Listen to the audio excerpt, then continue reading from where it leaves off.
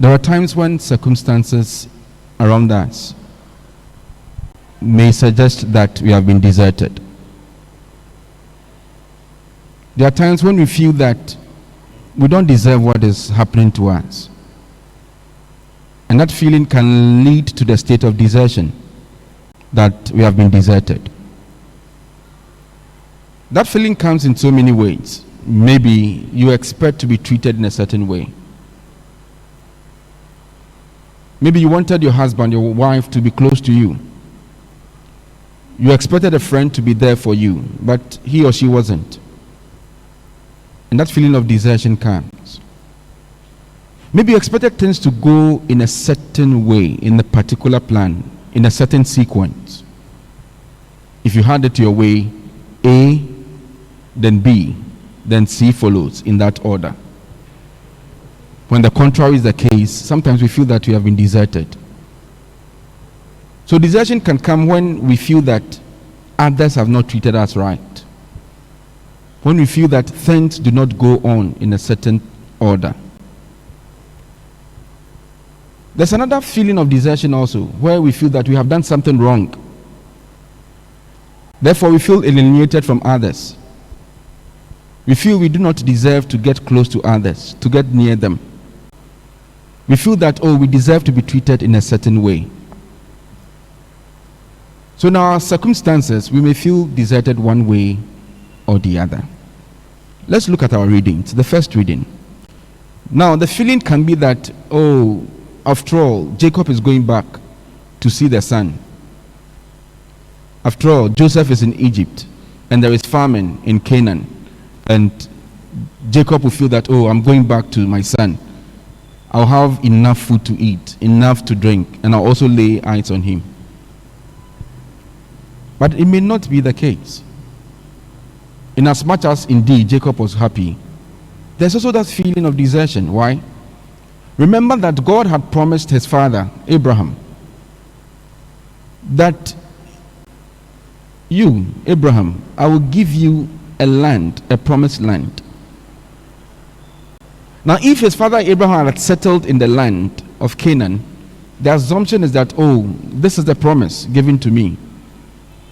This is what God has said, and he has given it to me. So for what reason am I living this comfort?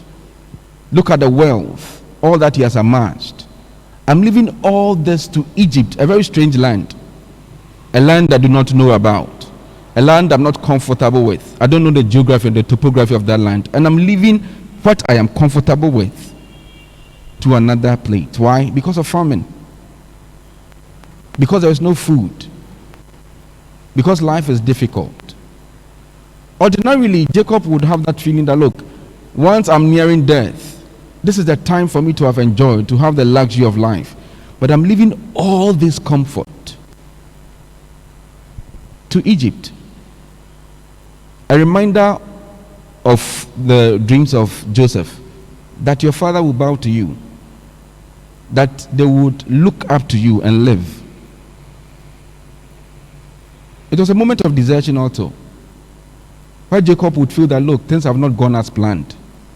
He may be going to see Isaac, but imagine a feeling going deep down in Jacob, that, God, you have promised me all these, and now that you have given it to me, I'm leaving all these just to move to another town. The gospel says that I'm sending you. If you have sent me, protect me. You go to one village, you are deserted. You go to one house, you are sacked. You go to another, the same happens to you. That feeling of desertion, it happens to all of us, even to us as priests. But sometimes you feel deserted, you feel alone. You feel that things are not going on as planned. It can also happen because of a certain weakness, a certain sin. We may have done something wrong, something bad, and we feel that, look, we do not deserve God's love in this regard. Today's readings is a reminder. It's okay to feel deserted. It's okay to have that thought that things are not going on as planned. But that's not the reality in God's plan. He says he will not desert us, even if the fault is ours. Even if we are those who have done the wrong, he said he's not deserting us, because he'll be there. Maybe the day before things didn't go on as planned. Maybe it's the case even now. Things are not going on as you have planned. You feel that the narrative could be according to your own handwriting and not what others would want it to be. But God says this, that he will not desert you. Even if you have to move to a very uncomfortable place, it is part of the grand scheme. It's part of what he has planned. He has not changed the promise. The fact that they are leaving Canaan to Egypt does not mean that they have lost the promised land. No. Things may change, but his promises remain the same. Things may not go on as planned, but his promises are secure. And he says he will not desert us. I pray for all of you, I pray for myself too, that in those times that we feel deserted, because things do not go on as planned, may God help us to come to the realization that whatever is happening is part of the grand scheme. It's part of his plans. He's in control, and he's the one in charge.